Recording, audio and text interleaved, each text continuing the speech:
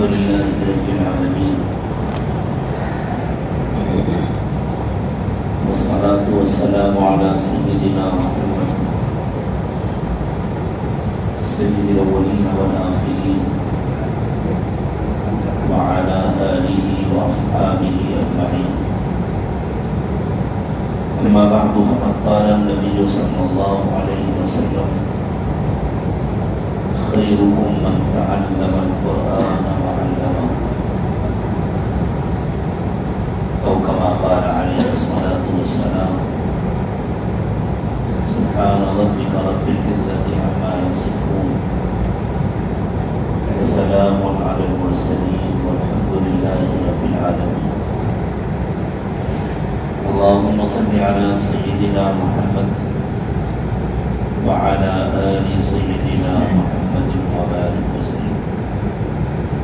اللهم صل على سيدنا محمد وعلى آل سيدنا محمد وبارك وسلم.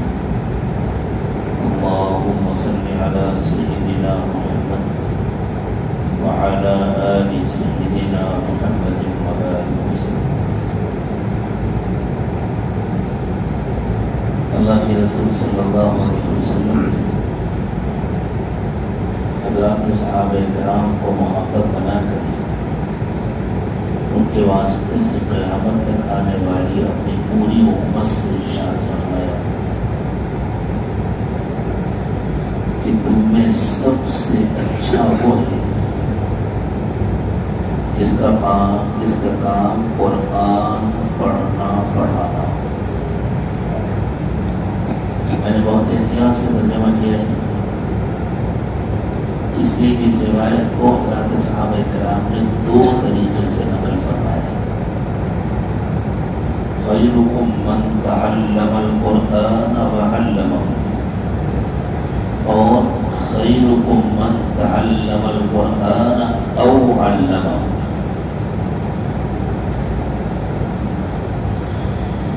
دونوں میں تھوڑا سا فرق ہے. اگر ہم اس کو یوں پڑھیں خیرکم من تعلم القرآن او علمہ، تو اس کا معنی ہے کہ تم میں سب سے اچھا وہ ہے جو قرآن پڑھتا ہو یا پڑھاتا ہو. یعنی یہ بھی ہوگی. اور اگر ہم اس طرح پڑھیں جیسے ہمارے یہاں عام طور سے مشہور ہے خیرکم من تعلم القرآن وعلمہ، اس کے معنی یہ ہوا ہے کہ تم میں سب سے اچھا وہ ہے جو پہلے خود قرآن پڑھے پھر پڑھائے. یعنی صرف پڑھ لینا کافی نہیں ہے، پہلے پڑھے پھر. چونکہ دونوں طرح سے روایت ہے تو دونوں کی گنجائش ہے. اس لیے میں نے احتیاط سے اپنی زبان میں کہا تھا کہ سب سے اچھے وہ لوگ ہیں جو قرآن پڑھتے پڑھاتے، چاہے پڑھنے والے ہوں چاہے پڑھانے والے. اور اللہ تعالیٰ ہم سب کو ہمیشہ ان میں شامل رکھے. اس کی وجہ یہ ہے کہ اللہ تعالیٰ نے انسان کو بنایا ہے اپنی بندگی کے لیے. انسان اللہ کا کہنا والا ہے، اپنے آپ کو مکمل اللہ کے سپرد کرے. بندگی کی ہی معنی ہے. بندہ غلام کو کہتے ہیں. غلام اپنی ذات کا مالک نہیں ہوتا. ایک قصہ بزرگوں نے نقل کیا ہے، ہو سکتا ہے حقیقت ہو سکتا ہے سمجھانے کے لیے تمثیل ہو. ایک شوقین مالدار آدمی بازار میں گیا. جس زمانے میں غلاموں کی خرید و فروخت ہوتی تھی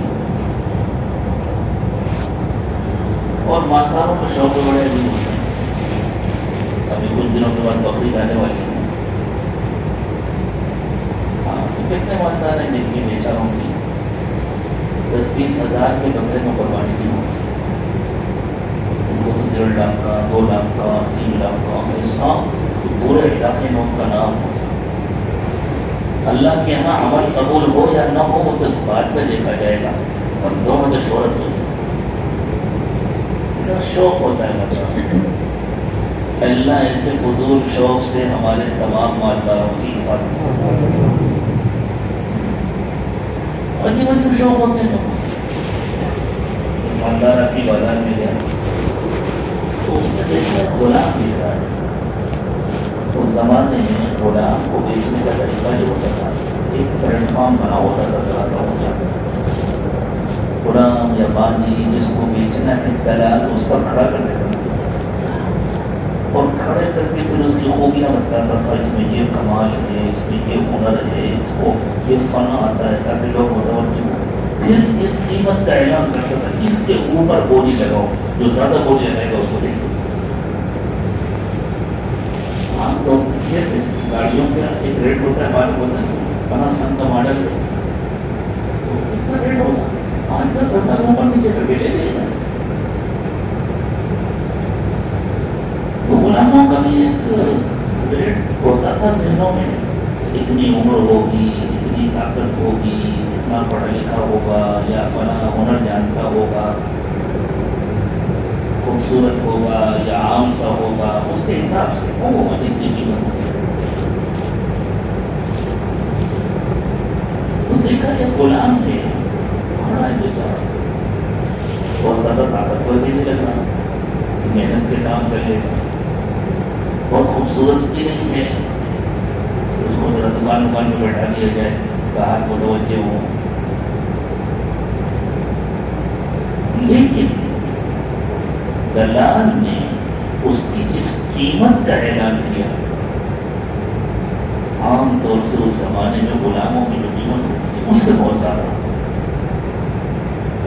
فرض کر لیجیے 50,000 قیمت ہوتی ہے تو اس میں 1 لاکھ سے شروع کیا یا 2 لاکھ سے شروع. لوگوں کو تعجب ہوا، یہ مالدار آدمی اتنی زیادہ قیمت دے کر سن کر کے یہ بھی چونکا. سوچنے لگا کیا خاص بات ہوگی اس غلام میں، اتنا مہنگا. سوچا اگر میں اس کو خرید لوں تو ہفتہ 10 دن تو پورے شہر میں میرے ہی نام کا چرچا رہے گا، اتنا مہنگا غلام خریدا. ٹھیک ہے میں خرید لیا. اس نے زیادہ قیمت دے کر اس غلام کو خرید لیا. جب لے کر گھر جانے لگا سوچا بھائی اتنا مہنگا ہے تو ذرا یہ بھی تو پوچھ لوں کہ کس طرح کے کمرے میں رہتا ہے. سیدھے سادے بستر میں تو لیٹتا نہیں ہوگا، سادے سادے کمرے میں تو سوتا نہیں ہوگا. قیمت ایسی ہو سکتا ہے بادشاہوں کے یہاں پلا پڑا ہو، بڑے نقلے ہو، اور پتہ نہیں کیا کھاتا ہے. اس کا بھی انتظام کر لوں، پہلے سے اپنے باورچی کو اطلاع کر دوں، اس کے لیے ایسا ایسا انتظام کرنا. لیکن بات کیسے شروع کرے، نام تو پوچھے ہی نہیں. گفتگو کرنے کے لیے نام تو معلوم ہونا چاہیے. تو اس نے کہا بھائی یہ تو بتلاؤ تمہارا نام کیا ہے. اس نے کہا حضور میرا کوئی نام نہیں. اس نے کہا کیوں سے آپ کا بات کرتے ہو، تم اتنے بڑے ہو گئے، جوان ہو گئے، تمہارا کوئی نام نہیں. نہیں میرا کوئی نام نہیں. تم جس کے پاس تھے میرے پاس آنے سے پہلے جو تمہارا مالک تھا وہ تمہیں کیا کہہ کے پکارتا تھا؟ وہ تو اس کا نام تھا، میرا نام تھوڑی تھا.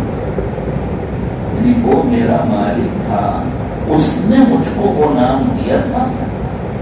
اب جب اس کی ملکیت ختم ہو گئی تو اس کا دیا وہ نام بھی گیا. اب تو آپ میرے مالک ہیں، آپ بتلائیں میرا کیا نام ہے.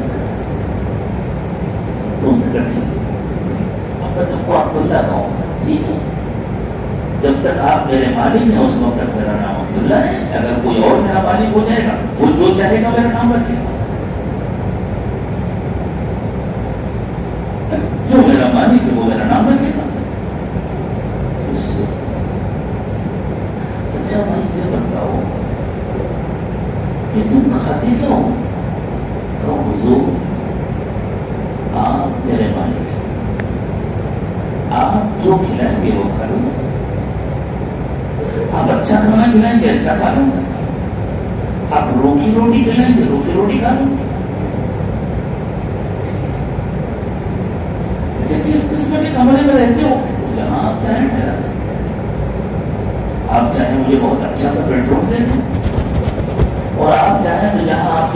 बनते हैं, जहाँ आपका घोड़ा बनता है, आप मुझसे कह दीजिएगा यहीं कहीं कोने में सो जाए और मैं सो जाऊंगा, मैं तो गुलाम हूँ। तो उसने कहा भाई अब्दुल्ला, मैंने तुमको महंगा समझकर खरीदा था, तुम बहुत सस्ते थे, इससे ज्यादा कीमत देनी पड़ती तब भी तुम सस्ते हो। क्यों? उसने ये साबित किया कि मैं गुलाम हूं, मेरी कोई मर्जी नहीं है, मेरी कोई ख्वाहिश नहीं है, मेरा कोई नाम नहीं है, मैं गुलाम हूं। तो बोले तो मालिक का सब कुछ उसके लिए है, जो चाहे इस्तेमाल करे, जैसे चाहे रहे। अब्दियत गुलामी को कहते हैं। हमें अल्लाह ने पैदा किया, ना हम अपनी जान के मालिक हैं, ना अपने माल के मालिक हैं, ना अपने वक्त के मालिक हैं, ना अपनी सलाहियतों के मालिक हैं, हमारा अपना कुछ भी नहीं है, हमें सब कुछ अल्लाह ने दिया है। तो अल्लाह ये चाहते हैं कि हम इस तरह अल्लाह के गुलाम बनकर रहें, अल्लाह के बंदे बनकर रहें। अल्लाह हमारा कुछ नहीं है, आप जो चाहें हमारा नाम रखें और आप जो चाहें वो हमसे काम लें। ईमान वाले का तो ये तरीका है। इसीलिए अल्लाह ताला ने फरमाया हाँ हम तुम्हारा नाम रखते हैं। हुवा सम्माकुमुल मुस्लिमीन मिन क़ब्ल व फ़ी हादा, अल्लाह ने तुम्हारा नाम मुस्लिम रखा है।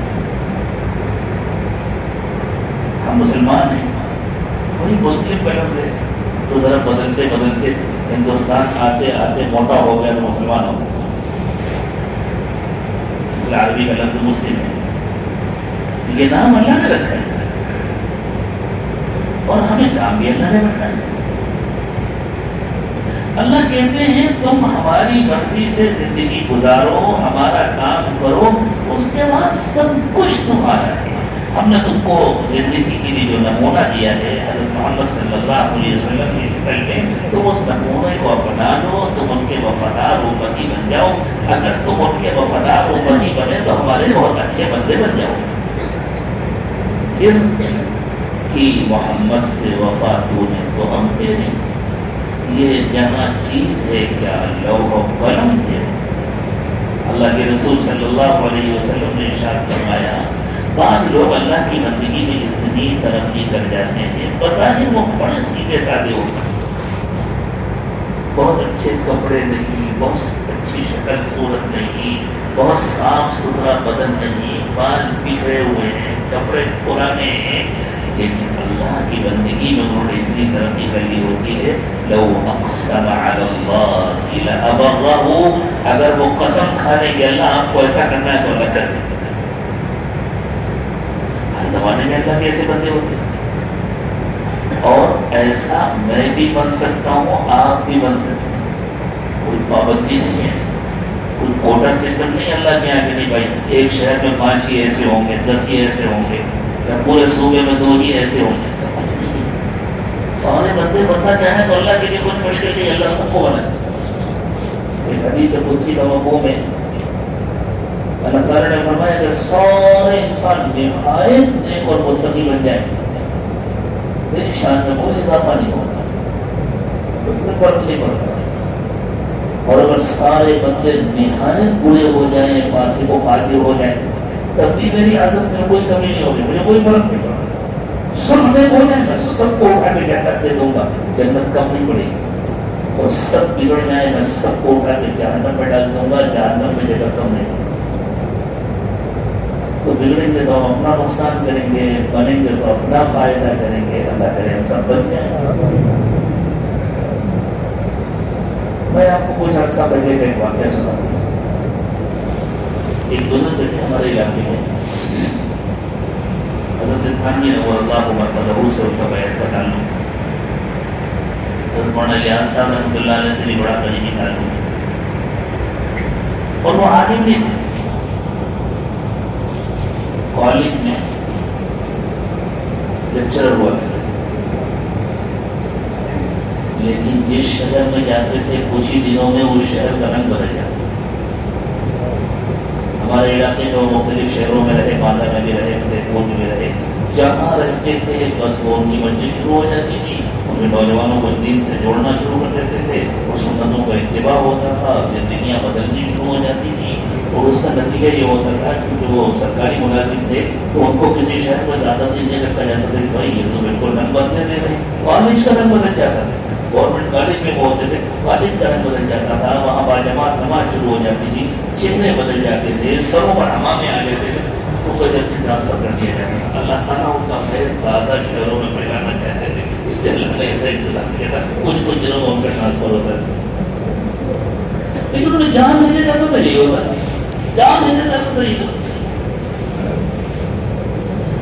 تو وہ اب جو یو پی سے کٹ گیا ہے وہ علاقہ نیا صوبہ بن گیا ہے، جہاں سے گنگا نکلتی ہے،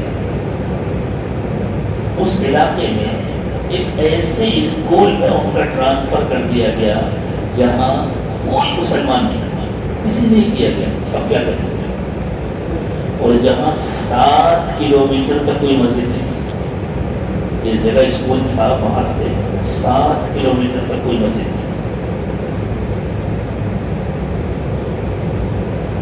بس یہ تھا کہ آرڈر آ گیا ہے اتنے دنوں میں جانا ہے وہاں، یا تو جائیں یا نوکری چھوڑیں۔ لکھنؤ میں جو زمانے حضرت مولانا علی میاں، حضرت مولانا منظور نعمانی صاحب کے حضرات بھی ان کا بڑا احترام کرتے تھے، اور سب کو اس کا اعتراف تھا کہ بھائی یہ ہیں بڑے مستجاب الدعوات، بار بار جو ملتا تھا اس سے دعا کے لیے کہتے تھے میں دعا کرو، میں ایسی جگہ کیسے جا کے رہوں گا جہاں مجھے جماعت سے نماز نہ ملے، جہاں میں جمعے کی نماز بھی نہ پڑھ سکوں، پنج وقتہ نماز بھی نہ پڑھ سکوں، کوئی بھی مسلمان نہیں ہے، میں وہاں جانا نہیں چاہتا، اور وقت قریب آ رہا تھا، وقت قریب آ رہا تھا، جو تعلیم مقرر تھی وہ قریب آ گئی، کوشش کر رہے تھے لیکن آرڈر نہیں بدل رہا تھا۔ حضرت مولانا منظور نعمانی صاحب رحمۃ اللہ علیہ نے یہ واقعہ لکھا ہے، ایک دن باقی رہ گیا تھا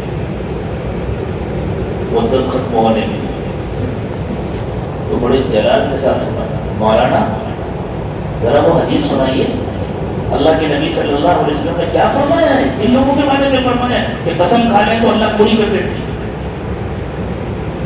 حضرت مولانا منظور نعمانی صاحب نے اپنے قلم سے لکھا ہے کہ میں نے ان کو وہ پوری حدیث سنائی اور سننے کے بعد دیکھی مولانا آپ گواہ رہیے گا، اللہ میں قسم کھا کے کہہ رہا ہوں جہاں مجھے نماز نہ ملے میں وہاں نہیں آؤں، آسمان کی طرف آ منظور نعمانی صاحب کہتے ہیں میں تو بالکل سناٹے میں بھی، یا اللہ یہ بندہ اللہ سے کس لہجے میں بات کر رہا ہے، آسان نہیں ہے اللہ سے اس لہجے میں بات کرنا۔ دوسرے دن لیٹر آ گیا ٹرانسفر کینسل،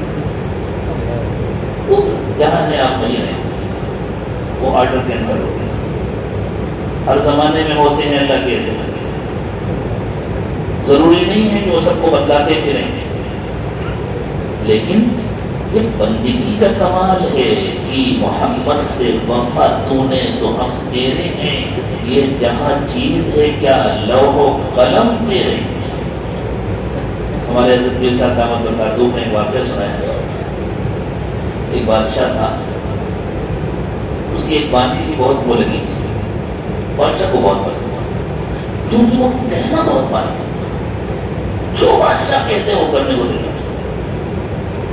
اب دوسری جو تھی بانیاں ذرا ان کو ماشاءاللہ اپنے حسن کا، اپنی جوانی کا، اپنی رعنائی کا احساس ہوتا تھا، وہ نخرے کرتی تھی، کچھ کہا مانا کچھ نہیں مانا، یہ بہت کہنا مانتی تھی، تو باقی سب اس کو چڑھاتی تھی پاگل ہے، کبھی ڈر ہی نہیں کرتی کسی بات کی، اور باقی باندیوں کو حیرت ہوتی تھی کہ کیا رکھا ہے اس کے اندر، نہ عقل ہے نہ شکل ہے، وہ بہت سمجھدار بھی نہیں تھی اور بہت خوبصورت بھی نہیں تھی، اور بادشاہ اس پر اتنا مردہ بڑھتا ہے۔ ایک دن بادشاہ یہ دکھانا چاہتا تھا کہ دیکھو میری توجہ اس کی جانب کیوں اتنی ہوتی ہے،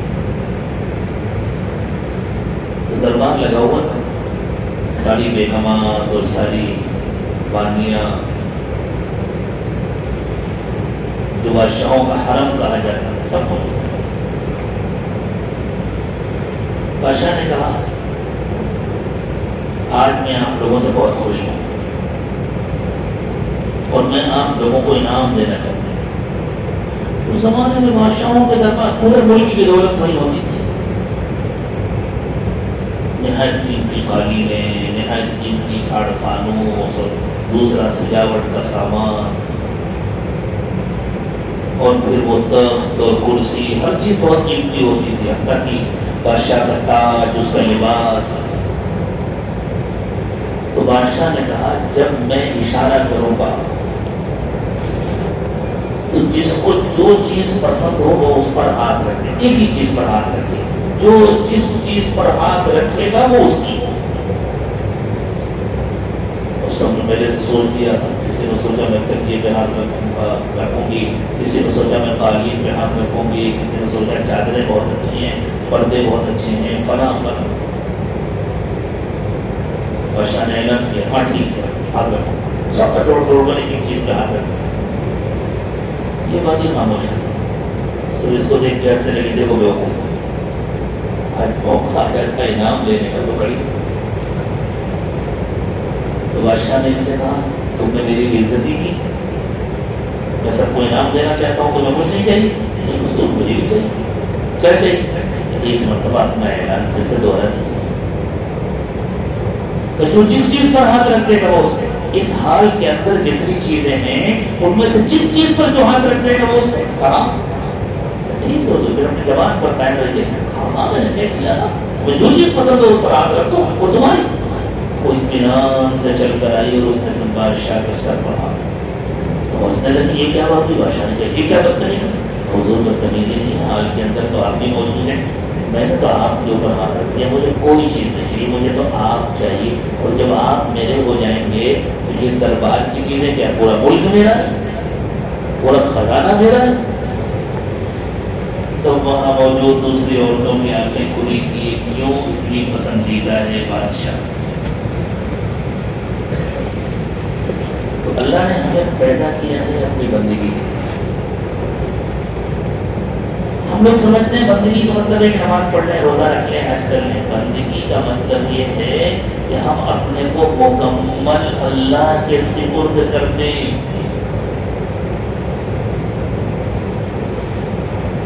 بندگی کے ترجمانی کرنے کے لیے اللہ تعالیٰ نے دو آیات کریمہ نازل فرمائی، یعنی دو مضمون ہیں، آیات تو اور بھی ہو سکتی ہیں اس مضمون۔ ایک جگہ فرمایا بلا من اسلم وجهه للہ وهو محسن، جس نے کامل اخلاص کے ساتھ اپنے کو اللہ کے سپرد کر دیا، اس کو اللہ کے پاس اس کے اعمال کا بدلہ ہے۔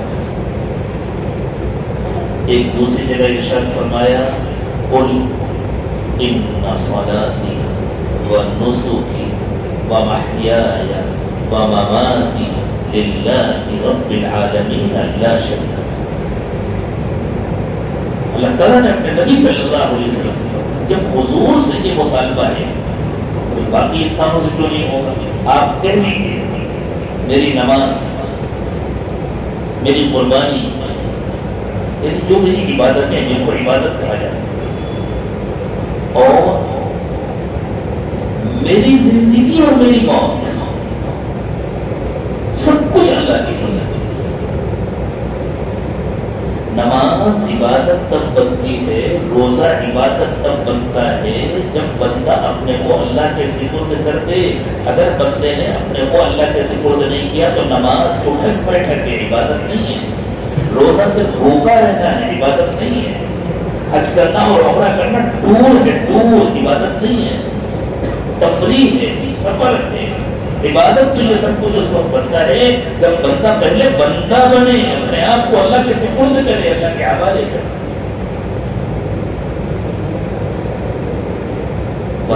بندہ بنے گا کیسے؟ اس کے لیے اللہ تعالیٰ نے دو انتظام فرمائے، ایک اپنی کتاب نازل فرمائی اور ایک نبی کی زندگی کو نمونہ بنایا۔ کتاب بھی نبی پر نازل فرمائی، نبی کے ذریعے امت کو کتاب ملی، اور امت کو نبی کے ذریعے نبی کی زندگی ملی، نبی علیہ السلام کا طریقہ ملا۔ حضور اکرم صلی اللہ علیہ وسلم کے جو ارشادات ہیں، جو فرامین ہیں، وہ قرآن پاک کی علمی تفسیریں ہیں، اور حضور اکرم صلی اللہ علیہ وسلم کی جو پوری زندگی ہے جس کو ہم سیرت کہتے ہیں، وہ قرآن پاک کی عملی تفسیر ہے۔ بہت بڑے عالم نے ایک مرتبہ ارشاد فرمایا کہ حضرت محمد صلی اللہ علیہ وسلم کی زندگی قرآن کی عملی تفسیر ہے، اور قرآن حضور اکرم صلی اللہ علیہ وسلم کی زندگی کی علمی تعبیر ہے۔ حضور کی زندگی کو علمی طور پر سمجھنا چاہو تو قرآن ہے، اور قرآن کو عملی طور پر سمجھنا چاہو تو اللہ کے نبی صلی اللہ علیہ وسلم کی زندگی۔ تو قرآن پڑھنے والا صرف قرآن نہیں پڑھتا، قرآن پڑھنے والا نبی اکرم صلی اللہ علیہ وسلم کی زندگی کو بھی ساتھ میں سیکھتا ہے۔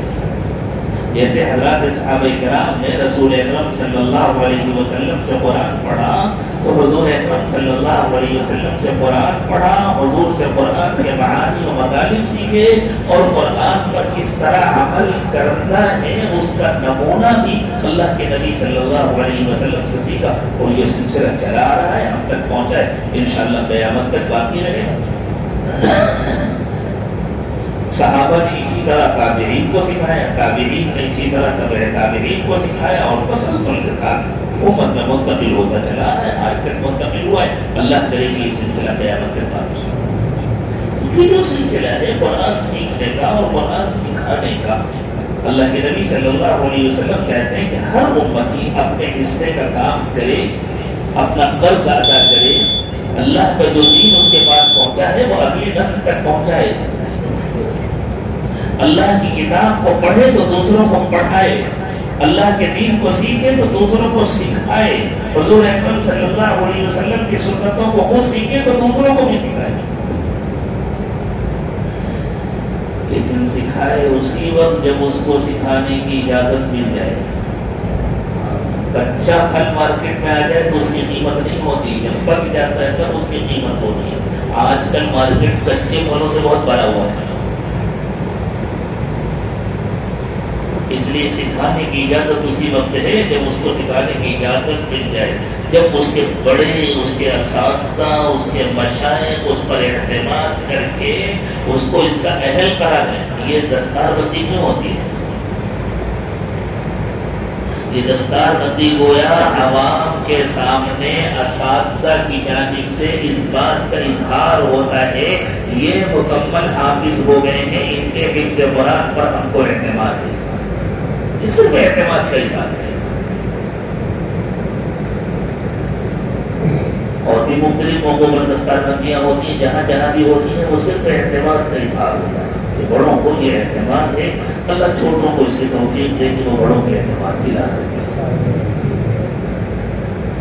تو اللہ تعالیٰ نے قرآن کو اسی لیے تو اتارا ہے، ان هذا القرآن يهدي للتي هي اقوم، انسان بندگی کے لیے آیا ہے، اور بندگی کر کے اصل میں واپس جنت جانے کے لیے آیا ہے۔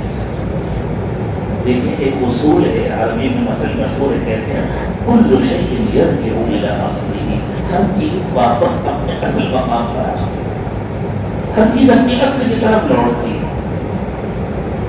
ہم کہاں پیدا ہوئے تھے؟ سب کو معلوم ہے جنت میں پیدا ہوئے تھے، حضرت آدم علیہ السلام جنت میں پیدا ہوئے تھے، اور صرف حضرت آدم جنت میں نہیں پیدا ہوئے تھے، تمام انسانوں کی روحیں جنت میں پیدا ہوئی، صرف جسم دنیا کی مخلوق ہے، روح تو وہیں سے آتی ہے نا۔ اسی لیے اللہ تعالیٰ نے ہمارے دنیا میں آنے سے پہلے ہم سب کو جمع کر کے ہم سے ایک سوال کیا تھا، اور مشہور واقعہ ہے، اللہ تعالیٰ نے قرآن پاک میں بیان فرمایا وَإِذْ أَخَذَ رَبُّكَ مِنْ بَنِي آدَمَ مِنْ ظُهُورِهِمْ ذُرِّيَّتَهُمْ وَأَشْهَدَهُمْ عَلَىٰ أَنفُسِهِمْ أَلَسْتُ بِرَبِّكُمْ، کہ اللہ تعالیٰ نے حضرت آدم علیہ السلام کی تمام اولادوں کو ایک جگہ جمع کر کے ان سے سوال کیا۔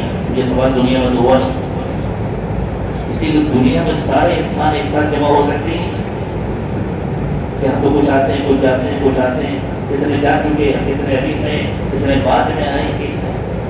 یہ جو جسمانی زندگی ہے، اس جسمانی زندگی میں اب تک کوئی دن ایسا نہیں آیا کہ سارے انسان ایک ساتھ جمع ہوئے. ہاں ایک دن آئے گا جب قیامت آ جائے گی، اس کے بعد اس جسمانی زندگی کے ساتھ بھی انسان ایک ساتھ جمع ہوں گے. لیکن اس جسمانی زندگی کی ابتدا سے پہلے روحانی طور پر اللہ تعالیٰ نے جنت میں سب کو جمع کیا تھا. تو ہم اصل میں جنت کی مخلوق ہیں، ہمیں واپس بھی جنت جانا چاہیے. لیکن ایک بات یاد رکھیے، ہدایت کہتے ہیں راستہ دکھانے کو، اور ضلال کہتے ہیں بھٹک جانے کو. راستہ دکھانا یا منزل پر پہنچنا، جس کو اہتدا کہتے ہیں، منزل پر پہنچنا، یہ بھی نسبتی عمل ہے، اور بھٹکنا یہ بھی نسبتی عمل ہے. جس کو اور علمی زبان میں کہیں تو یہ دونوں اضافی چیزیں. ایک آدمی گاڑی لے کر اپنے گھر سے نکلا اور کسی راستے پر جا رہا ہے، آپ یہ طے نہیں کر سکتے کہ یہ صحیح جا رہا ہے کہ بھٹک گیا ہے. پہلے آپ کو یہ طے کرنا ہوگا کہ یہ جانا کہاں چاہتا ہے. پہلے منزل طے کرنی ہوگی، اس کے بعد آپ یہ فیصلہ کر سکتے ہیں کہ یہ صحیح جا رہا ہے یا بھٹک گیا. دو آدمی گاڑی لے کر نکلے، دونوں پونا کی طرف جا رہے ہیں. ہو سکتا ہے دونوں صحیح جا رہے ہیں، ہو سکتا ہے دونوں بھٹک گئے، ہو سکتا ہے کوئی ایک صحیح جا رہا ہو، کوئی ایک بھٹک گیا ہو. راستہ ایک ہی. کیوں؟ ایک آدمی نے کہا مجھے پونا جانا، آپ بالکل صحیح جا رہے ہیں. ایک نے کہا مجھے ممبئی جانا، آپ بھٹک گئے. آپ غلط جانے، آپ بھٹک گئے. تو اہتدا یعنی منزل کا راستہ پانا اور ضلال یعنی بھٹک جانا، یہ دونوں اضافی امر ہیں. پہلے منزل تو طے ہونا چاہیے. انسان کی ہدایت اور انسان کی گمراہی اس وقت تک طے نہیں ہو سکتی جب تک اس کی منزل طے نہ ہو. چونکہ اللہ نے منزل طے کر دی ہے، ہماری منزل جنت ہے، اس لیے جو جنت کے راستے کو چھوڑ کر جہنم کے راستے پر چل رہا ہے وہ ضال ہے، وہ گمراہ ہے، وہ بھٹکا ہوا ہے. جیسے ایک مسافر کی منزل پونا ہے تو ممبئی کے راستے پر جا رہا ہے تو بھٹکا ہوا ہے، اور ایک مسافر کی منزل ممبئی ہے، پونا کے راستے پر جا رہا ہے تو بھٹکا. دو آدمی نکلے، ایک ادھر پڑا ایک ادھر پڑا، یہ بھی بھٹک گیا یہ بھی بھٹک گیا. کیوں؟ اس کو ادھر پڑھنا تھا، اس کو ادھر پڑھنا تھا. اللہ کے لیے یہ بات ذہن میں رہے، یہ دونوں اضافی عمل ہیں. لیکن طے ہے پہلے سے کہ ہماری منزل جنت ہے. ہم جنت پہنچیں گے کیسے؟ جنت جانے کے لیے کوئی رہبر چاہیے نا.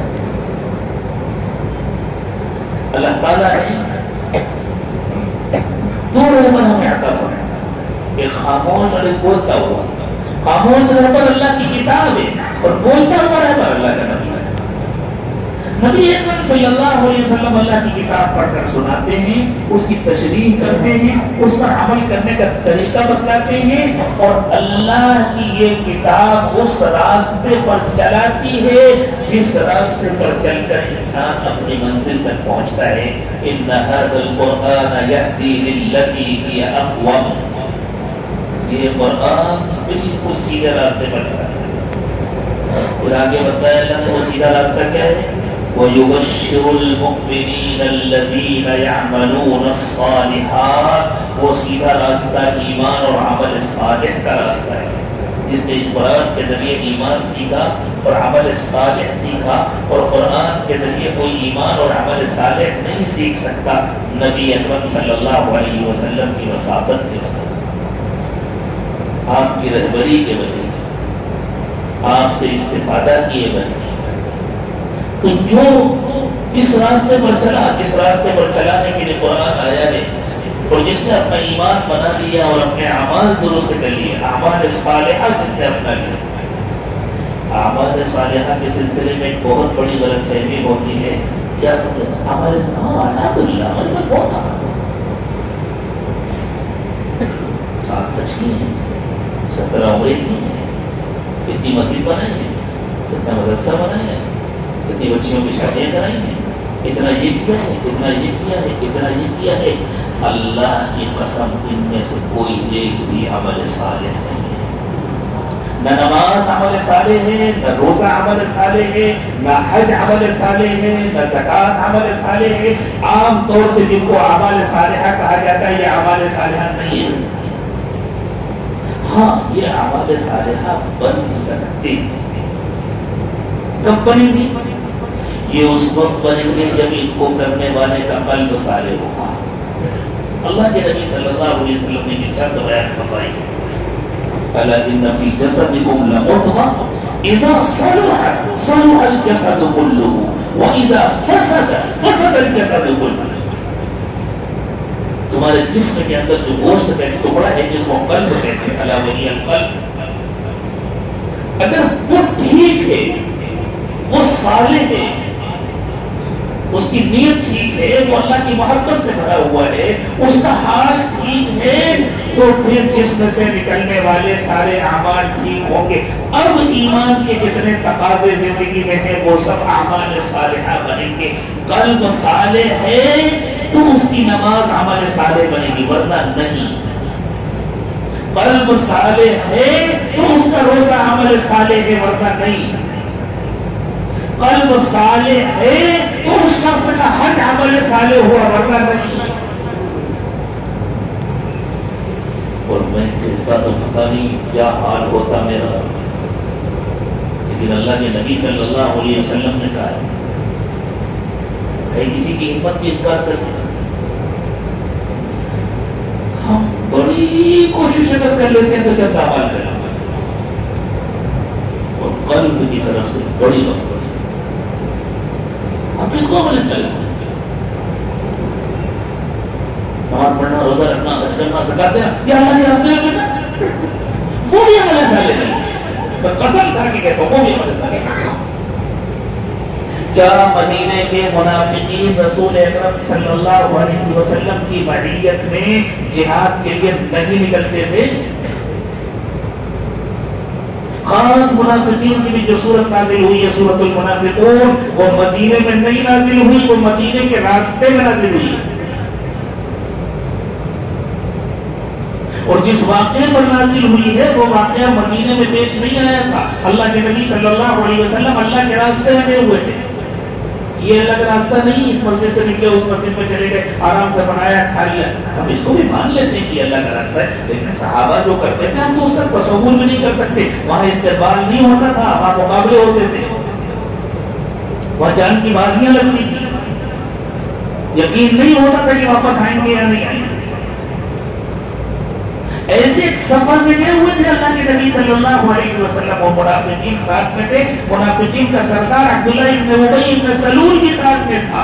جب اس کے درمیان میں کچھ مسئلہ ہو گیا تھا، انصار و مہاجرین کے درمیان انہی لوگوں کو پیدا کیا ہوا کرتا تھا، تو اس نے وہاں کہا تھا لَئِن رَجَعْنَا إِلَى الْمَدِينَةِ لَيُخْرِجَنَّ الْأَعَزُّ مِنْهَا الْأَذَلَّ. یہ تھا اللہ کے راستے میں.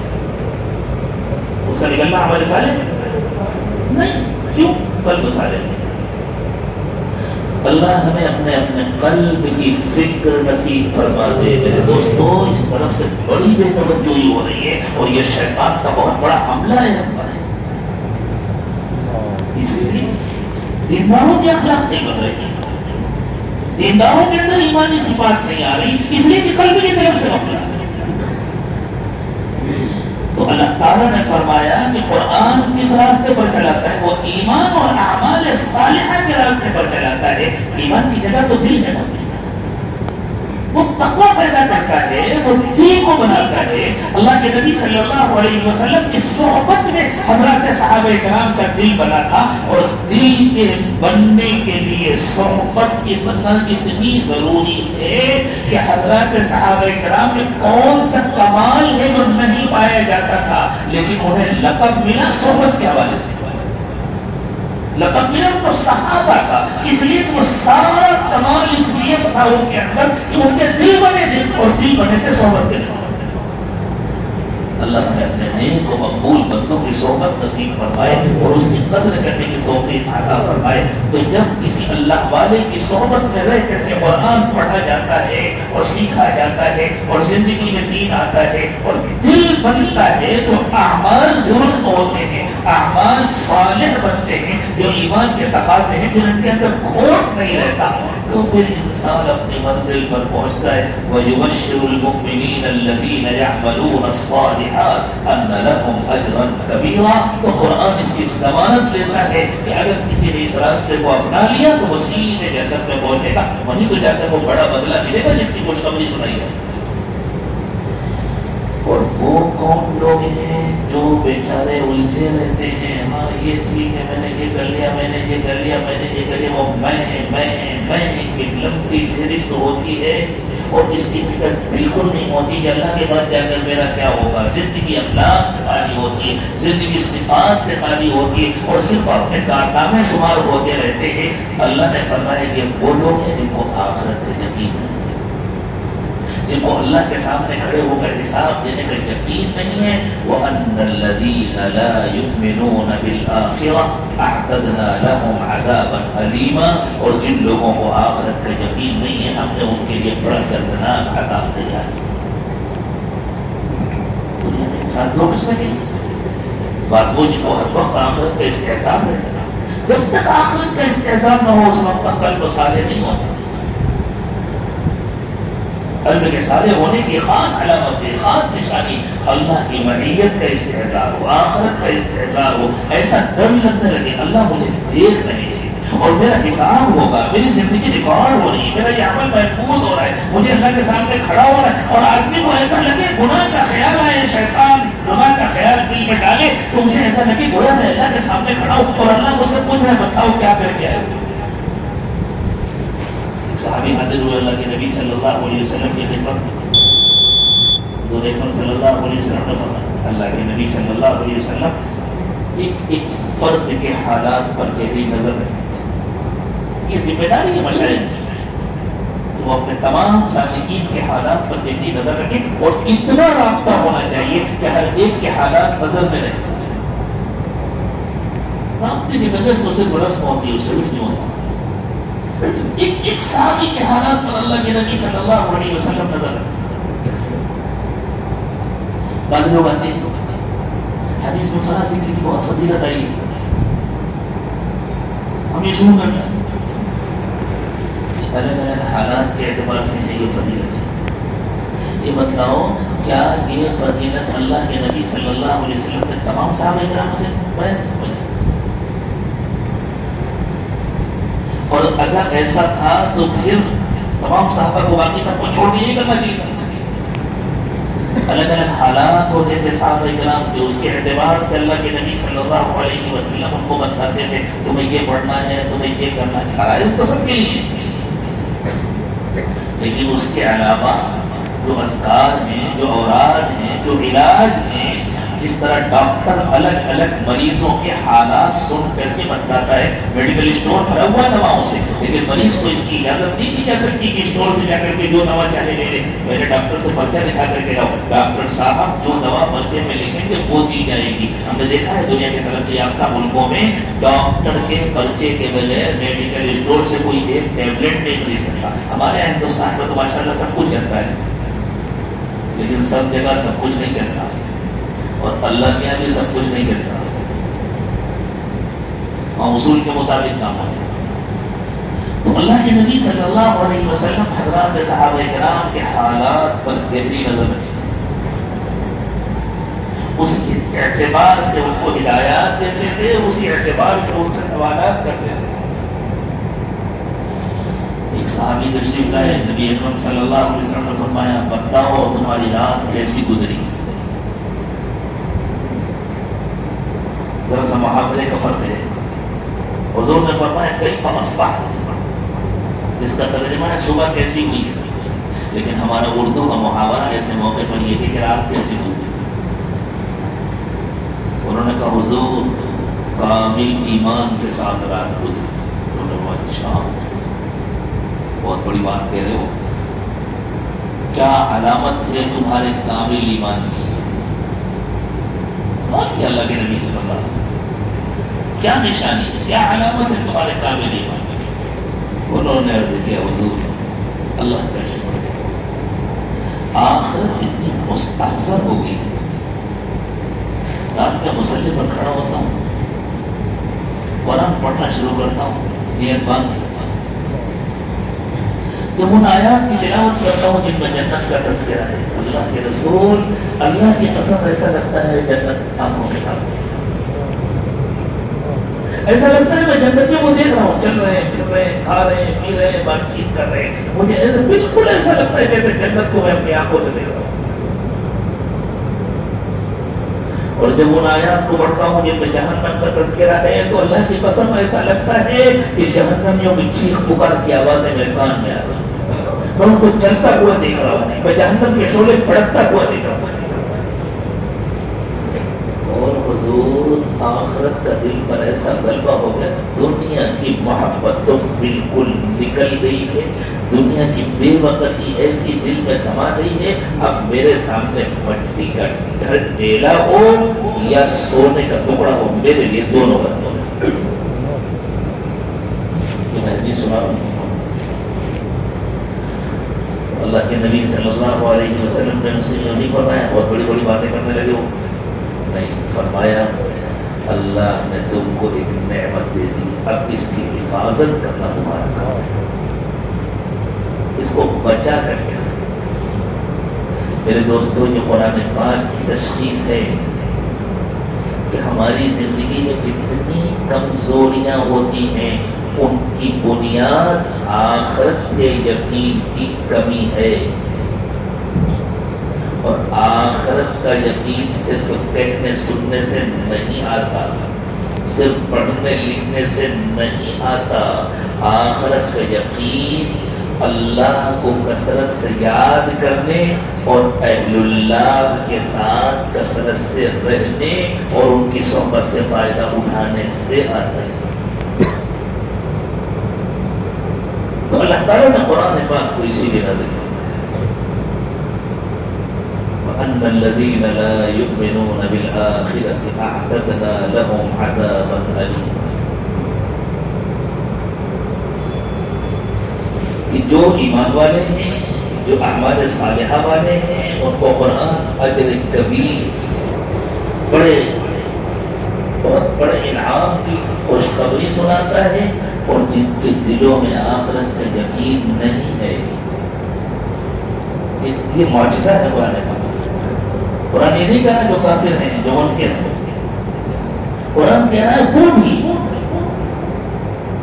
جو زبان سے کلمہ پڑھتے ہیں، جو نہیں پڑھتے ان کے بارے میں تو معلوم ہی ہے، وہ بھی جو زبان سے کلمہ پڑھتے ہیں، اگر ان کی زندگیوں میں کمزوریاں ہیں، اگر ان کی زندگیوں میں گناہ ہیں، اگر ان کی تنہائیاں گناہوں سے پاک نہیں ہے اور انہیں پاک کرنے کی فکر بھی نہیں ہے، ایک بندہ وہ جو ڈرتا ہے، روتا ہے، اللہ سے معافی مانگتا ہے، اسے فکر ہے بچ جاؤں، امید ہے اللہ بچا دے گا، لیکن اسے کوئی فکر نہیں، کسی کو پتا تھوڑی ہے میں گھر کے اندر کیا کرتا ہوں، میں جب تنہائی میں ہوتا ہوں میں موبائل لے کر کے کیا کرتا ہوں، مسجد میں تو میں پہلے سب میں رہتا ہوں، اور فلاں موقع میں تو میں سب سے آگے رہتا ہوں، اور تو فلاں خدمت میں تو میں بہت آگے ہوتا ہوں، اور حج بھی کرتا ہوں، اور عمرہ بھی کرتا ہوں، اور یہ بھی کرتا ہوں، یہ بھی سب نفس کے وَأَنَّ الَّذِينَ لَا يُؤْمِنُونَ بِالْآخِرَةِ، جو لوگ آخرت کو نہیں مانتے، اعتدنا لهم عذابا علیما، اس لیے کہ وہ جو کچھ کرتے ہیں بندوں کے لیے کرتے ہیں نا، جہاں بندے دیکھ رہے ہوتے ہیں وہاں بڑے نیک ہوتے ہیں، اور جہاں بندے نہیں دیکھ رہے وہاں وہ منمانی کرتے ہیں، کیوں؟ اس لیے کہ اللہ کے دیکھنے کا یقین نہیں ہے، بندے دیکھ لیں گے تو وہ بندے حساب لے لیں گے، بندے نام لیں گے اور اللہ کے حساب کا یقین نہیں ہے، یہی تو آخرت میں انکار ہے۔ ہم اپنا جائزہ لیں، ہمارے اندر آخرت کا کتنا یقین ہے، جو کمزوریاں ہیں اللہ تعالیٰ ان کو دور کرے، اسی کے لیے اللہ تعالیٰ نے قرآن پاک کو اتارا، صرف حافظ بن جانے کے لیے نہیں اتارا، بچوں تم بھی اچھی طرح سمجھو، تم اتنے اچھے حافظ بن جاؤ کہ ایک بیٹھک میں پورا قرآن سناؤ اور تمہاری زندگی میں تقویٰ نہ آئے، تم کو یہ قرآن جہنم میں لے کر جائے گا،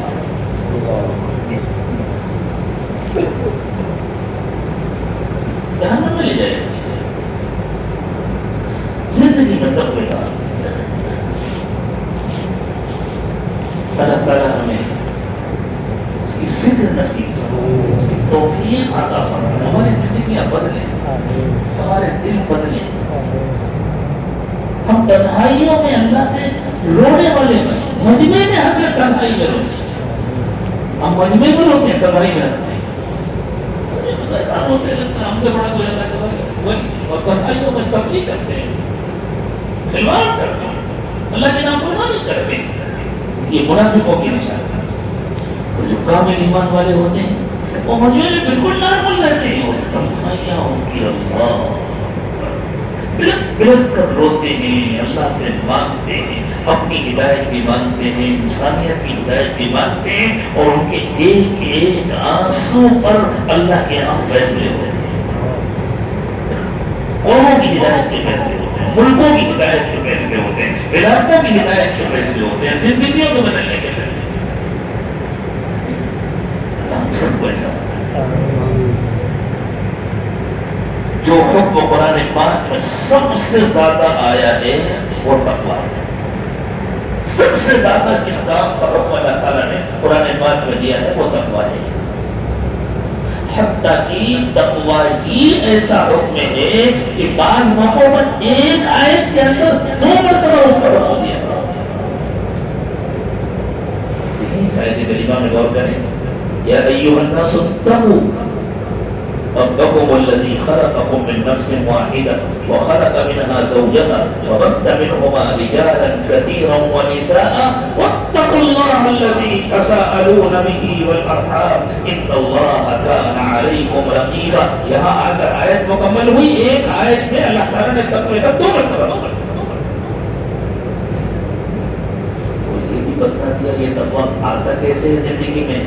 فرمایا تقویٰ آتا ہے تقوی والوں کے ساتھ رہنے سے، تقویٰ آتا ہے ان سے جو سچے ہو گئے ہیں، یعنی جنہوں نے کلمہ پڑھا، جنہوں نے کہا کہ اللہ ہمارے رب ہیں، جنہوں نے کہا کہ حضرت محمد صلی اللہ علیہ وسلم ہمارے رہبر ہیں، اور واقعی ان کی زندگی ایسی بن گئی وہ بالکل سچے ہیں، جو کہہ رہے ہیں وہی ان کے دل میں ہے، جو ظاہر ہے وہی ان کا باطن ہے، جو ایسے بن گئے ہیں ان کے ساتھ رہنے سے اور ان کی صحبت سے تقویٰ آتا ہے۔ یا ایھا الذین آمنوا اتقوا اللہ وکونوا مع الصادقین۔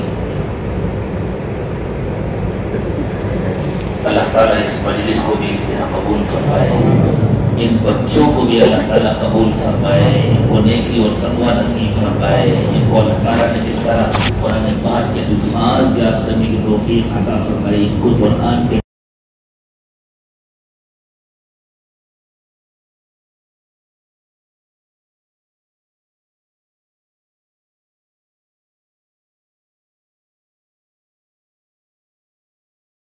ہمارے دلوں کو روشن جب قرآن زندگی میں آ جاتا ہے، جب قرآن تقویٰ بن کر زندگی میں اتر جاتا ہے تو قرآن کا ایک نور ہوتا ہے،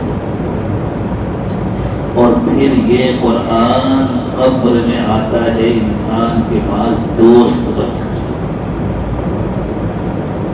محافظ بن کر آتا ہے، اور اگر کسی طرف سے عذاب نے آنا چاہا تو خبردار یہ میرا دوست ہے، اس نے زندگی میں میری حفاظت کی تھی، آج یہ کمزور ہے یہاں پڑا، اس کی میں حفاظت کی۔ اللہ ہمیں قرآن سے ایسا رشتہ نصیب فرما دے، ہم زندگی پر قرآن کی حفاظت کریں اور مرنے کے بعد قبر میں قرآن ہماری حفاظت کریں، ہم زندگی پر قرآن پر عمل کریں اور اللہ کے پاس کھڑے ہو کر قرآن ہماری سفارش کرے۔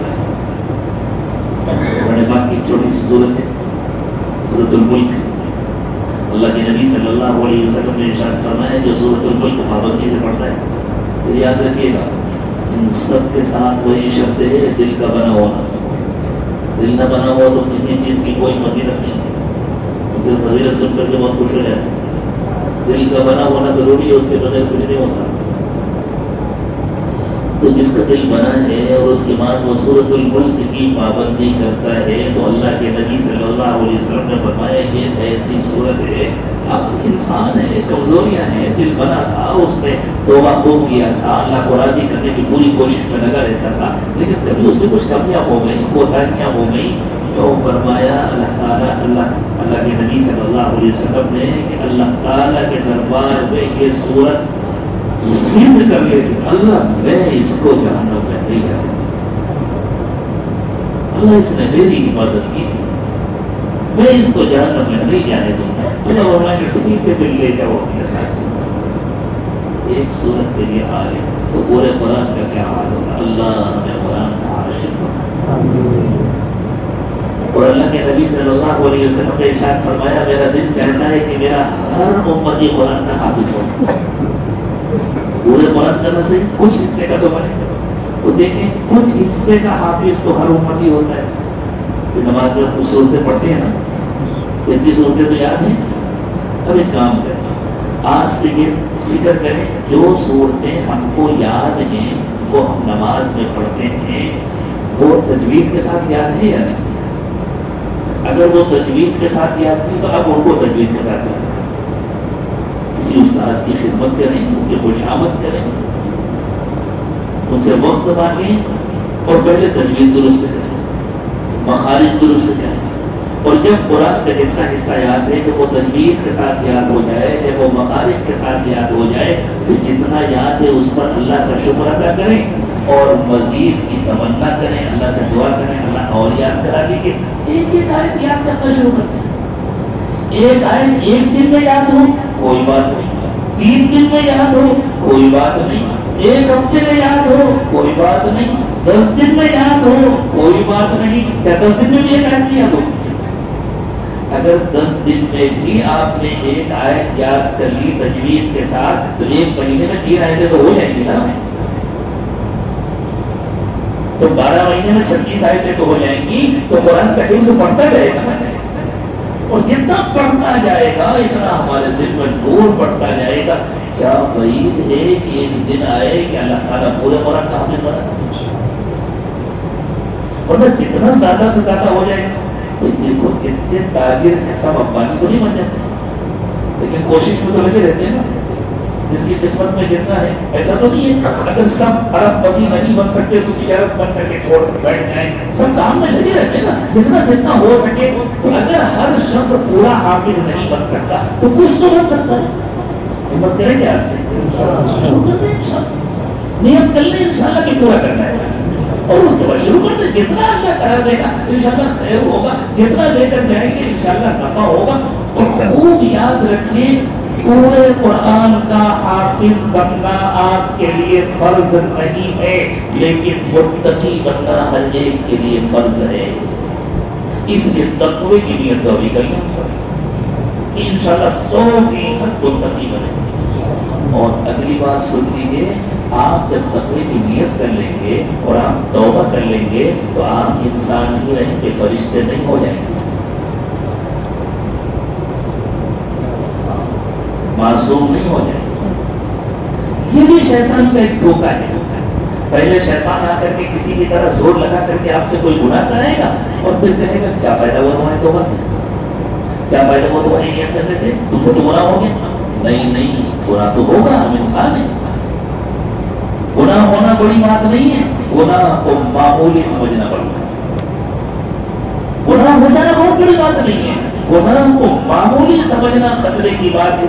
یہ طے کر لیں گناہ نہیں کروں گا انشاءاللہ، اور تب تک شیطان میرا دشمن ہے، اگر اس نے گناہ کرا دیا فوراً توبہ، پھر کرا دیا پھر توبہ کروں گا، پھر کرا دیا پھر توبہ کروں گا۔ اگر زندگی میں وہ 1000 مرتبہ گناہ کرائے گا میں ہمت نہیں ہاروں گا، 1000 بار توبہ کروں گا۔ 1,00,000 بار گناہ کرائے گا میں ہمت نہیں ہاروں گا، 1,00,000 بار گناہ کراؤں گا۔ مجھے تو اللہ کا اچھا بندہ بننا ہے، اس لیے کہ مجھے اللہ کے پاس جا کر حساب دینا ہے۔ میں روؤں گا، میں اللہ سے معافی مانگوں گا، پھر عہد کروں گا کہ میں گناہ نہیں کروں گا۔ لیکن جس نے بات نہیں عہد کیا کہ میں گناہ نہیں کروں گا، پھر وہ گناہ سے بچنے کی بھی کوشش کرتا ہے، پھر وہ اس کا جائزہ لیتا ہے گناہ ہوتا نہیں کیوں ہے، فلاں دوست کے ساتھ جاتا ہوں تو گناہ ہوتا ہے، آج سے اس سے دوستی ختم۔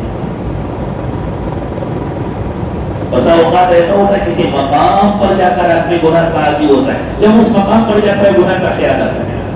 بسا اوقات ایسا ہوتا ہے بعض دوستوں کے ساتھ گناہ کیا ہے شروع سے، تو جیسے ہی ان کا ساتھ ملتا ہے تو گناہ چھوٹے ایسے گناہ۔ بنی اسرائیل کا وہ واقعہ مشہور ہے جس کی توبہ اللہ تعالیٰ نے قبول کی تھی، درمیانی راستے میں اس کو ایک اللہ والے نے کہا یہاں سے نکلو، یعنی اس جگہ رہ کر تمہاری گناہ کی عادت ہوئی، کچھ دنوں کے لیے اس جگہ سے نکلو تاکہ تمہارے اندر پختگی کی آ جائے۔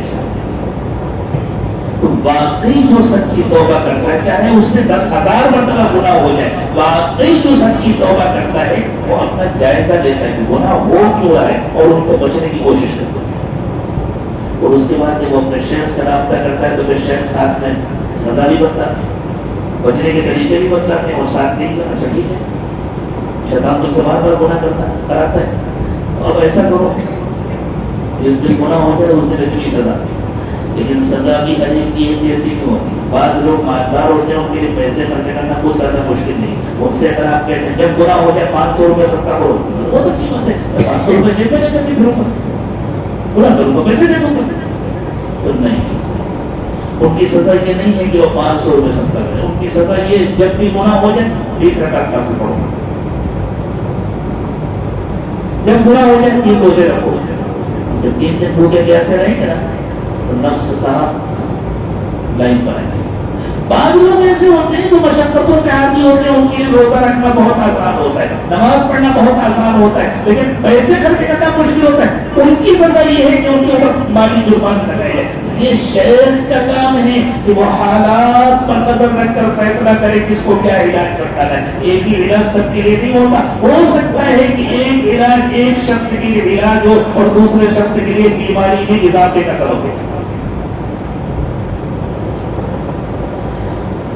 مرتبہ مدینہ طیبہ میں تھا، میرے والد صاحب مرحوم کے ساتھ میں تھے، ان کی طبیعت ناساز ہو گئی تو ہم لے کر گئے اسپتال، اور عبرت ہوئی وہاں جو دوائیں ملی تو پلاسٹک کی تھیلی کے اوپر ایک ہدایت لکھی ہوئی تھی، یہ دوا آپ کے لیے ہے، بیماری کی ملتی جلتی علامتیں دیکھ کر آپ یہ دوا کسی دوسرے کو نہ دیں، اس کو بھی ڈاکٹر کے بعد آئے۔ مجھے تو ایسا لگا جیسے پوری زندگی کے لیے یہ ہدایت کی ہوئی ہے کہ بھائی یہ کام ڈاکٹر کا ہے کہ وہ طے کرے کہ کس کا کیا علاج ہے، یہ بیمار کا کام نہیں ہے کہ وہ دوسروں کے لیے ڈاکٹر بنے۔ ہمارے یہاں ہندوستان میں سب سے زیادہ ڈاکٹر ہوتے ہیں، اگر کسی نے آپ کو چھینک آ جائے آپ دیکھیے گھر پہنچتے پہنچتے کم از کم 10 لوگ آپ کو مشورہ دے چکے ہوں گے، فلاں والے لکھے گا، فلاں یہ لکھے گا، اس سے یہ فائدہ ہوگا، اس سے یہ فائدہ ہوگا، اس سے یہ فائدہ ہوگا، اور آپ ان سے پوچھ لیجیے آپ کے پاس کوئی سند ہے، انشاءاللہ کسی ایک کے بعد بھی ڈاکٹری کی ضرورت ہے۔ یہی کام اب ہم دین کے معاملے میں کرتے ہیں، ہر ایک مشورہ دیتے ہیں، ہر ایک مفتی بن جاتے ہیں، اور اصلاح کے لیے صرف مفتی ہونا کافی نہیں۔ ایک نوجوان آئے، ان کو اس پر اشکال تھا کہ کیا بیعت ہونا ضروری ہے، تو میں نے کہا بھائی اس کے بغیر اصلاح ہوتی نہیں ہے، تمہیں جب تک شرع صدر نہ ہو تمہارے لیے کچھ بھی ضروری نہیں ہے، ہم 2 گھنٹے لے کے تھوڑی کرتے ہیں۔ خیر کچھ دن وہ آتے کرتے رہے اور شرع صدر ہو گئے، کہنے کے بیعت کر لیجیے، اچھی بات ہے بیعت۔ اس کے بعد کچھ دنوں کے بعد وہ آئے اور انہوں نے آ کر کے کاروبار کا ایک مخصوص طریقہ تھا جس طرح وہ کام کرتے تھے، اور یہ کہا کہ میں اس طرح کام کرتا ہوں۔ میں نے کہا بھائی یہ طریقہ مناسب نہیں، چاہے کوئی مفتی اس کو باقاعدہ حرام نہ کہے لیکن یہ مشکوک ضرور ہے، تمہیں اس میں تبدیلی لانی چاہیے، اس کو چھوڑو، ٹھیک ہے حضرت اب میں نہیں کروں۔ میں نے کہا اب بیٹھو سنو، اب میں تم کو بتاتا ہوں بیعت ہونا کیوں ضروری ہے۔ اگر تم مجھ سے بیعت نہ ہوتے اور میں تم سے کہتا کہ یہ مناسب نہیں تو تم کسی اور کے پاس جا کے یہی مسئلہ پوچھتے، اگر وہ بھی کہتا کہ یہ مناسب نہیں ہے تو تم کسی تیسرے کے پاس جاتے، تم 5 آدمیوں کے پاس جاتے اور جو عالم کہہ دیتا نہیں کوئی حرج نہیں تو تم کہنا تو فلاں عالم سے پوچھا، عمل کرنا تم کو اپنے نفس سے بنانا، وہ بہانہ بنا ہے عالم۔ اب تم نے اپنے کو پاگل بنا لیا، میں اس شہر کے حکم کا پابند ہوں تو میں نے تم سے کہہ دیا یہ مناسب نہیں ہے، جبکہ یہ بھی بتا دیا کہ میں حرام نہیں کہتا، اس کے باوجود مناسب نہیں تم نے فوراً مان لیا۔ یہ اس لیے ضروری ہے بیعت۔ کسی کا علاج اس طرح ہو سکتا ہے، ایک آدمی کے دانت میں درد ہے آپ کے پاس آیا تو آپ نے کہا روٹ علاج کرا لو، تو اس نے چلو فلاں سے بھی مشورہ کرنے، 10 میں آپ تھوڑا سا مشورہ کرے گا تو اس کا علاج ہوگا۔ کسی ایک پر اعتماد کرنا ہوگا اور کسی ایک کے پاس رہنا ہوگا، تب جا کر علاج ہو سکے گا۔ بالکل اسی طرح روحانی علاج میں بھی کسی ایک کے پاس پابند بن کر رہنا ہوگا، تب جا کر علاج ہوگا، ورنہ شیطان ایسے کھلونا بنائے گا جیسے میدان میں گیند ہوتا ہے نا، ابھی اس کے پیر کے پاس پھر اس کے پیر کے پاس پھر اس کے پیر کے پاس، جیسے پورے میدان میں گیند گھومتا رہتا ہے اور بچے کھیلتے رہتے ہیں، اسی طرح شیطان عقلوں سے کھلواڑ کرتا ہے۔ جب انسان ایک سے جڑتا ہے اور پھر اس کی ہدایات پر عمل کرتا ہے، تب جا کر تقویٰ آتا ہے، اور جب تقویٰ آ جاتا ہے تو بندہ اللہ والا بن جاتا ہے، پھر تو اس کے لیے کوئی مسئلہ ہی نہیں ہے، لا خوف علیہم ولا هم یحزنون، نہ کوئی ڈر ہے نہ کوئی غم ہے۔ تو اللہ ہمیں اپنا تعلق نصیب فرمائے۔ سب لوگ اس کی فکر کریں، اللہ مجھے بھی توفیق دے، آپ کو بھی توفیق دے، ہمیں اپنا تعلق اللہ کے ساتھ ہے۔ اصل تو اپنا تعلق اللہ کے ساتھ ہے۔ اچھا بات تھوڑی سی لمبی ہوئی جا رہی ہے، کوئی بات نہیں، ہم حضرات کی طلب کے ساتھ آئے ہیں۔ ہم پتہ ہے ہم بندے کس کے ہیں؟ اللہ کے رسول کے؟ اللہ کے بندے ہیں ہم، رسول کے بندے تو نہیں ہیں۔ ہمیں عبادت کس کی کرنی ہے؟ اللہ کی کہ رسول کی؟ اللہ کی کرنی ہے۔ تو ہم ڈائریکٹ اللہ سے جڑ سکتے ہیں رسول کے بغیر؟ جب ہم اللہ کے بندے ہیں تو رسول کی ضرورت کیا پڑی؟ لیکن اللہ تعالیٰ کیا فرماتے ہیں؟ مَن یُطِعِ الرَّسُولَ فَقَدْ أَطَاعَ اللَّهَ، جس نے رسول کا کہنا مانا اسی نے اللہ کا کہنا مانا۔ وَمَن تَوَلَّىٰ فَمَا أَرْسَلْنَاكَ عَلَيْهِمْ حَفِيظًا، اور جس نے منہ موڑا، کس چیز سے منہ موڑا؟ جس نے یوں کہا میں اللہ کا بندہ ہوں، میں اللہ کا کہنا مانوں گا، مجھے رسول کی ضرورت نہیں ہے، اللہ کہتے ہیں جانے دیجیے اس کو جہنم میں جانے کا شوق ہے، جانے دیجیے۔ فَمَا أَرْسَلْنَاكَ عَلَيْهِمْ حَفِيظًا، آپ کو ہم نے ذمہ دار نہیں بنایا، اس کو جہنم میں جانے کا شوق ہے، جا رہا ہے، جانے دیجیے۔ وہ کہہ رہا ہے میں اللہ کی عبادت کروں گا، وہ اللہ کا انکار نہیں کر رہا، وہ توحید کا انکار نہیں کر رہا، وہ صرف یوں کہہ رہا ہے جب میں اللہ کا بندہ ہوں تو کسی رسول کو کیوں مانوں؟ بات سمجھ میں آ رہی ہے؟ لیکن قرآن کہہ رہا ہے رسول کے بغیر اللہ نہیں ملتے، اور ساتھ میں قرآن نے یہ بھی کہا جو رسول سے جڑا وہ حقیقت میں اللہ سے جڑا۔ ان الذین یبایعونک انما یبایعون اللہ، جن لوگوں نے آپ سے بیعت کی انہوں نے اللہ سے بیعت کی۔ کیوں؟ اس لیے کہ اللہ نظر نہیں آتے، بندہ اللہ سے کیسے بات کرے گا؟ رسول نظر آتے، اللہ سے بندہ بات نہیں کر سکتا، رسول سے بات کر سکتا ہے۔ اللہ کی بات ڈائریکٹ بندہ نہیں سن سکتا، رسول کی بات سن سکتا ہے۔ تو اللہ نے اپنے اور بندے کے درمیان رسول کو واسطہ بنایا۔ اب تو رسول کی نظر نہیں آتی، اب تو ہم رسول صلی اللہ علیہ وسلم سے بھی بات نہیں کر سکتے، وہی مستقبل آ گیا، اب کیا کریں؟ جنہیں دیکھیے آپ لوگوں نے کتنے ڈبے ہوتے ہیں، خالی انجن تو نہیں ہوتا،